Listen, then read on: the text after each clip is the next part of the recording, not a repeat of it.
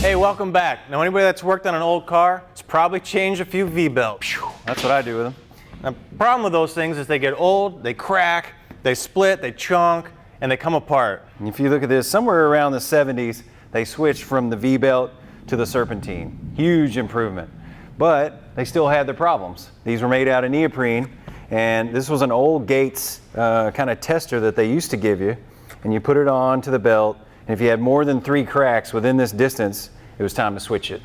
Yeah. But, now, somewhere around early 2000s, OEM started specifically going over to EPDM. Now, EPDM and the old neoprene look pretty much the same, and they actually function basically the same, but it's a much better material. It doesn't dry rot and it doesn't crack, so it makes it very difficult to tell when it's time to replace the belt. these were probably, what, 30, 40,000 miles? Yeah, you might be able to get 50 or 60, but these are creeping on 80 to 100,000. That's amazing. Yeah, but a little bit of wear can start making all of your accessory drive start to falter. So maybe you start to slip, you get a little hydroplaning, because instead of each one of those ribs wedging and creating that friction to turn the components, now they're starting to bottom out.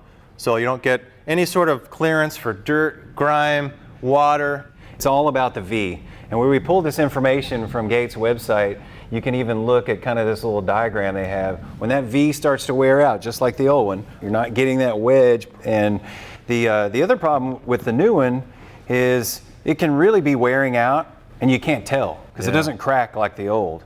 So what you have to do, Gates actually came up with this little tool, and what it tells you is how big the grooves are. Now as this thing really starts to dip into the bottom, then you know you've got an issue. And really a lot of times the issue isn't with the belt. Like we said, it lasts for a really long time. You've probably got an issue with a component. Yeah. This thing has a misalignment problem more than likely. And you know, if you're a line mechanic, knowing how to read these belts is going to be a really important issue, because all of a sudden you know, slap a new belt on it. I mean, anybody can do that. You send it out and it comes back in a couple of months. Well, guess what? It wasn't the belt problem, honestly. Yeah, that's never good for business. So you got a couple of tools. One, visual. You can come in here and you can start looking for wear patterns.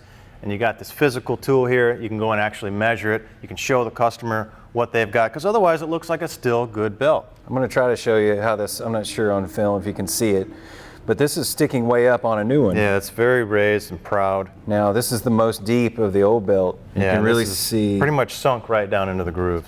Check out our website, twoguysgarage.com, and you'll be able to pick up this little tool. Especially if you're a mechanic, you can go and get a lot of tips on how to read. And the more you know about your job, you know, the better you can do it, the better you can give it to the customer. Yeah. And he feels comfortable with what's happening. So Let's see if we can't get the new belts back on this Camaro.